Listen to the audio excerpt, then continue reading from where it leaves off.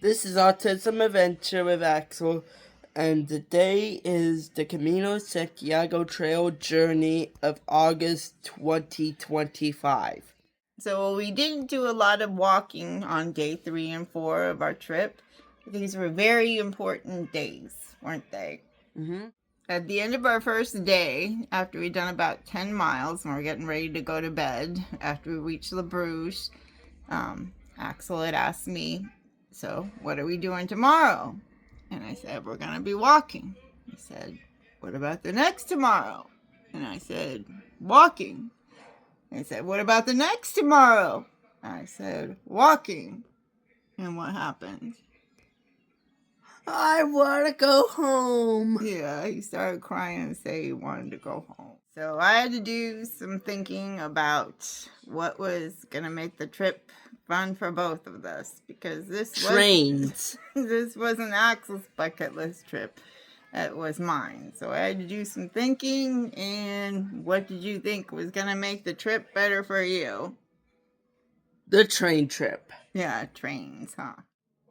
So we decided to walk one more day and then take a taxi closer to the Spanish border. So we'd be within 100 kilometers.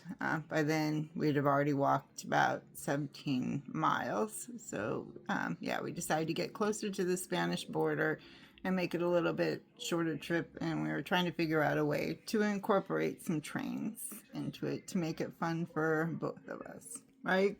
Yeah. Was it a lot of walking? That was a lot of walking, Yeah. but I felt sweaty. It was August, so it was hot, huh? Yeah. Is that what it tastes like, is Nutella? Did you find something you like? This is the best dessert I've ever had. We were still doing baggage transfers at that point. So after breakfast, we packed up all of our bags and then went out to the curb to try to call a Bolt to take us to medieval Alvarado.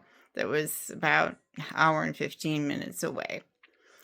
And after about 7 attempts of attempting on a Bolt to get a ride there, they'd accept the ride and then they see how far it was and then cancel it.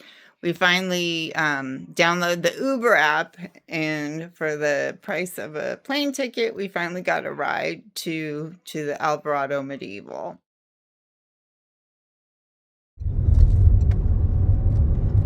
Old Roman aqueduct. Alvarado Medieval. Yes, was it kind of scary whether we were going to get a ride here or not? Yeah. Yeah, were you scared? I was scared. Yeah, me too.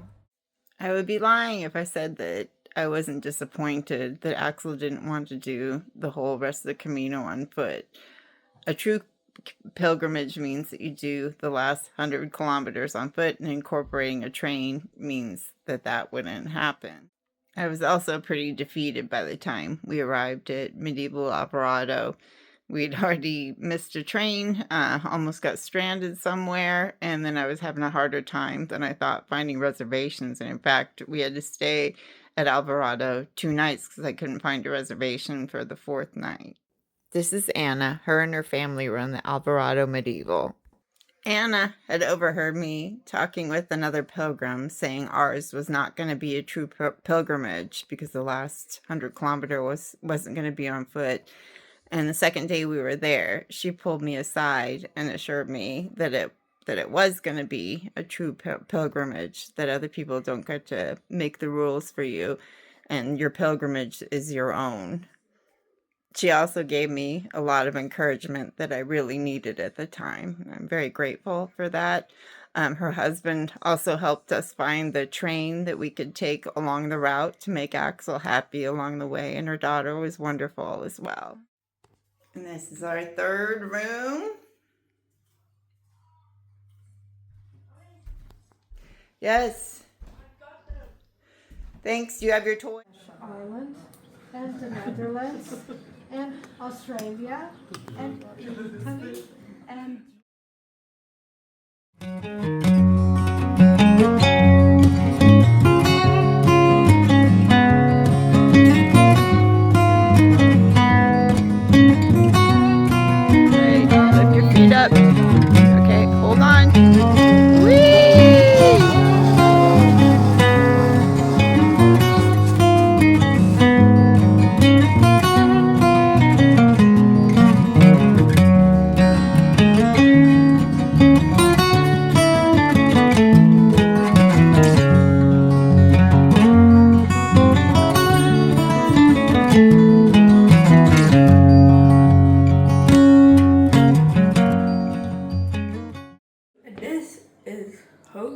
wonderful host. Wonderful host, Anna.